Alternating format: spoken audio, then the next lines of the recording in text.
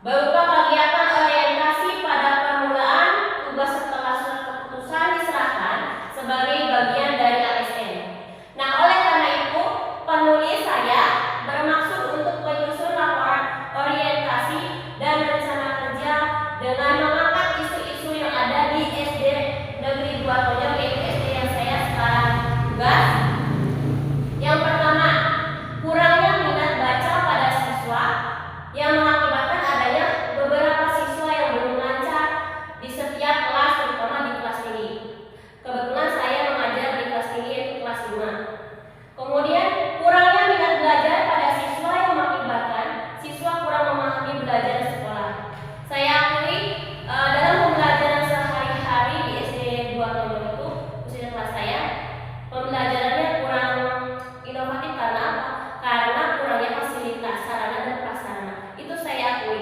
Maka dari itu, dalam program rencana aksi ini, insya Allah saya akan membuat perubahan yang inovatif yang membuat anak lebih meminati belajar di sekolah. Yang ketiga, terjadinya bullying antar siswa di sekolah. Pada era modern ini, tidak menutup kemungkinan bahkan banyak siswa yang membuli teman SD-nya, teman bermainnya, ya, terutama kelas tinggi yang sering membuli adik-adik kelasnya. Maka dari itu, saya harus memberikan bimbingan konseling kepada siswa saya agar tidak melakukan bullying kepada teman-temannya. Kemudian, kurangnya sikap disiplin pada siswa yang mengakibatkan kurangnya rasa tanggung jawab siswa di sekolah. Terutama di SD saya, di SDN 2 Tonjong, kedisiplinan siswa itu kurang karena mereka kurang disiplin dalam berpakaian.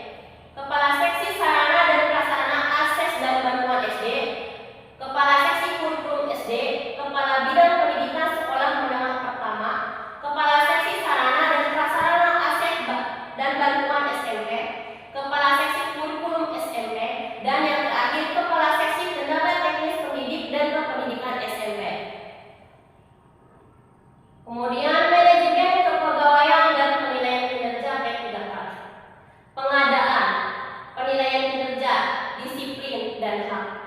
Nah, pengadaan ini kita wajib mengadakan inovasi untuk pendidikan. Kemudian penilaian kinerja kita adalah guru yang dinilai kredibilitasnya oleh dinas pendidikan. Kemudian disiplin, kita sebagai guru harus disiplin melakukan kewajiban kita, khususnya P3K. Kemudian hak kita sebagai P3K mempunyai hak juga untuk mendapatkan gaji, pensiunan dan sebagainya. Nilai dan etika organisasi perangkat daerah. Rencana strategi SDM 2 tonjol. Yang pertama, menginventarisir dan mengkaji sumber daya yang ada di SDM 2 tonjol. Kemudian menetapkan program pembinaan prestasi siswa. Melibatkan komite sekolah untuk memperoleh masukan dan dukungan demi terlaksananya program sekolah. Menjalin kerjasama dengan berbagai pihak atau instansi terkait dalam rangka meningkatkan kualitas sumber daya manusia. Kemudian mengembangkan bidang garapan vokasional seperti kemampuan berbahasa Inggris, olahraga dan penguatan IT. Kemudian menumbuhkan kesadaran tentang pentingnya lingkungan hidup, dan yang terakhir menumbuhkan dan meningkatkan kegiatan efektif secara berkesinambungan. Kemudian ada struktur organisasi sekolah. Ini adalah organisasi sekolah SDN 2 tonjol. Ada kepala sekolah yaitu KTI SPD, kemudian operator AD, kelas 1 Ibu Derti, kemudian kelas 2 kebetulan kosong tidak ada gurunya. Kemudian kelas 3 Ibu Watini, kelas 4 Bapak Carya, guru kelas 5 itu saya sendiri, ini Andrianti SPD. Kemudian ada juga guru kelas 6 itu kosong kebetulan ya. Kemudian guru PJS Ibu Tunira SPD. Kemudian yang terakhir guru agama Islam Ibu Anur Aisyah SPD.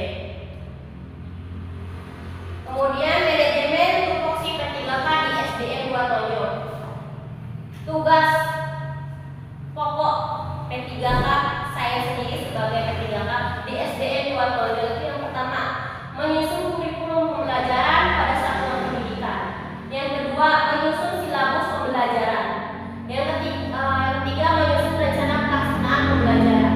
Yang keempat, melaksanakan kegiatan pembelajaran. Yang kelima, menyusun alat ukur atau soal sesuai mata pelajaran. Yang keenam, menilai dan mengevaluasi proses dan hasil belajar pada mata pelajaran di kelas. Kemudian menganalisis hasil penilaian pembelajaran, melaksanakan pembelajaran perbaikan dan pengayaan dengan memanfaatkan hasil penilaian dan evaluasi. Kemudian melaksanakan bimbingan dan konseling di kelas yang menjadi tanggung jawab saya.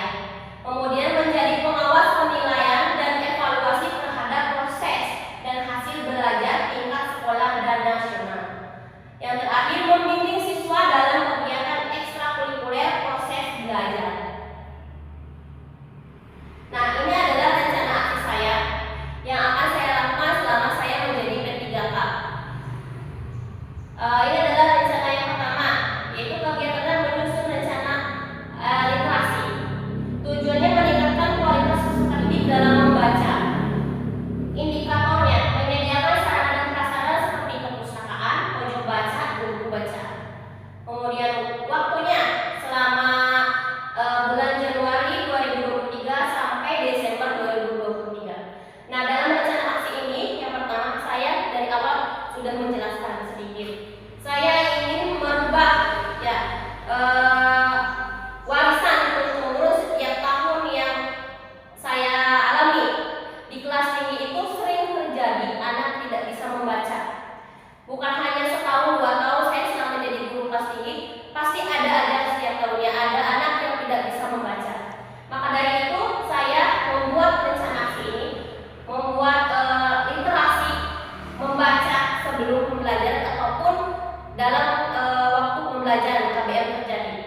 Ketika temannya sedang menulis atau sedang belajar dalam pembelajaran, anak yang tidak bisa membaca, saya panggil secara pribadi, face to face. bersama. Saya mengajari anak itu khusus anak yang tidak bisa membaca saja, ya. Supaya apa? Supaya saya lebih tahu mendalami di mana titik tidak bisa membacanya itu. Apakah memang dari nol? Apakah dia sudah bisa mengenal huruf? Apakah dia belum bisa mengenal huruf? Apakah dia bisa menyusun kata atau tidak? Jadi saya memberikan sarana-prasarana yang lebih memadai kepada anak dengan face to face, dengan menyediakan buku bacaan, dengan menyediakan pojok baca. Kemudian bisa jadi kita pergi ke perpustakaan dalam sewaktu-waktu untuk belajar membaca. Kemudian kegiatan yang kedua yaitu meningkatkan minat belajar siswa. Tujuan meningkatkan untuk pembelajaran siswa. Indikatornya menyediakan sarana dan prasarana seperti Infokus. Kemudian waktunya bulan Juli 2024 sampai Juni 2025. Nah, dalam rencana aksi ini saya berencana membuat inovasi pembelajaran dengan membuat alat peraga kah, dengan menggunakan IT seperti Infokus bisa jadi, atau dengan menggunakan handphone, membuat pembelajaran yang lebih menyenangkan bagi anak, membuat soal melalui aplikasi kuis bisa jadi, ya. Gimana caranya supaya anak itu lebih meminati untuk belajar dibanding anak datang ke sekolah cuma datang tanpa mempunyai makna belajar itu sendiri di sekolah.